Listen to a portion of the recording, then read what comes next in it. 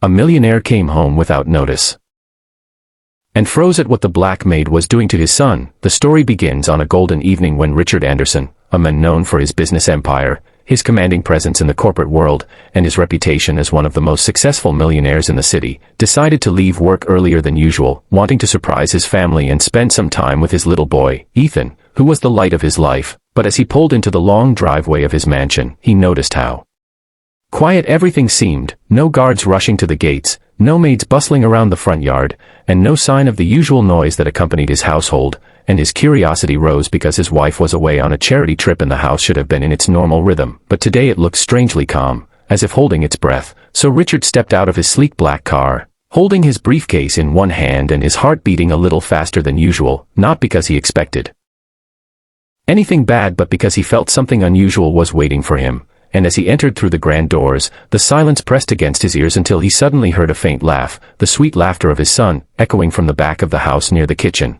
And without calling out, he followed the sound, wanting to surprise Ethan. But when he reached the wide kitchen doorway, he stopped dead in his tracks, because right before his eyes was Maria, the maid he had hired only a few months ago, a black woman in her mid-30s who carried herself with quiet dignity and had always been respectful and hardworking. Yet now she was not scrubbing the counters or preparing food as he expected. She was leaning over the large sink, carefully bathing little Ethan in a wide round basin filled with warm water, humming a gentle lullaby, and Ethan's tiny hands splashed happily in the blue-tinted water, his laughter ringing like bells, while Maria poured water over his hair from a small jug with the tenderness of a mother. And Richard felt frozen in place because never before had he seen his son so calm, so happy, and so deeply connected to someone other than himself or his late wife. And for a moment, he wanted to rush forward and demand an explanation, but instead he stayed hidden in the shadow of the doorway, watching as Maria gently wiped Ethan's face, kissed his tiny forehead softly, and whispered words he could barely hear. "You are safe, my little angel, you are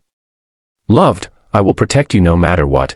And those words struck Richard like lightning because it was not part of her job description. It was not required for her to love his son this way. Yet here she was pouring her soul into the child, and suddenly his mind was flooded with memories of his late wife's passing 2 years ago, when the house had fallen into grief and silence, when Ethan had cried endlessly for his mother, and Richard, buried under the weight of his business empire, had been unable to give his son the emotional comfort he needed. So he hired nannies, caregivers, and staff, but none of them ever truly connected with Ethan, who always seemed restless, until Maria came. And now, watching her, Richard realized why Ethan had stopped crying at night, why he laughed more, why he smiled even when his father was too busy to play, because Maria had become more than just a maid. She had become the warmth Ethan desperately needed, and Richard felt his throat tighten as he realized he was witnessing not just care, but pure, unconditional love. And he wanted to be angry. He wanted to accuse her of overstepping boundaries, but instead his heart softened, because the truth was undeniable. His son needed this woman as much as he needed a father, and maybe even more in ways Richard couldn't provide. So he stepped forward at last, clearing his throat, and Maria turned quickly, startled, her eyes wide with fear, as if she had been caught stealing. But instead of scolding her, Richard spoke softly. "Maria, what is happening here?" And his voice cracked with emotions he couldn't control, and Maria lowered her head, her hands trembling as she held Ethan closer, saying, "I'm sorry, sir, I didn't mean to overstep. He was crying so much earlier, and I thought maybe he just needed a bath and some comfort.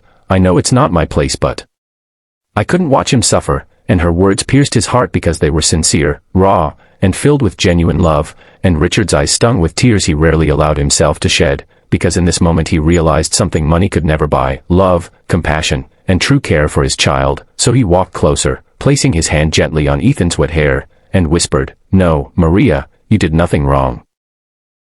You did everything right." And Ethan reached out with his tiny hand, touching Maria's face and giggling, as if confirming his father's words, and Richard smiled through his tears, feeling both humbled and grateful. And as the days turned into weeks, Richard began noticing how Maria's presence had transformed not just Ethan but the entire household. Her laughter filled the halls, her songs brought peace to the nights, and slowly, she even softened Richard's own heart, teaching him what it meant to be present, what it meant to love without condition. And one evening, as he sat with Maria after Ethan had fallen asleep, he said, "You've done more for my son than I ever could, and I don't know how to thank you." And Maria looked at him with tears in her eyes and replied, "Just be there for him, sir. That's all he needs. That's all any child needs." And in that moment, Richard made a promise to himself and to his late wife's memory that he would never again let business come before family.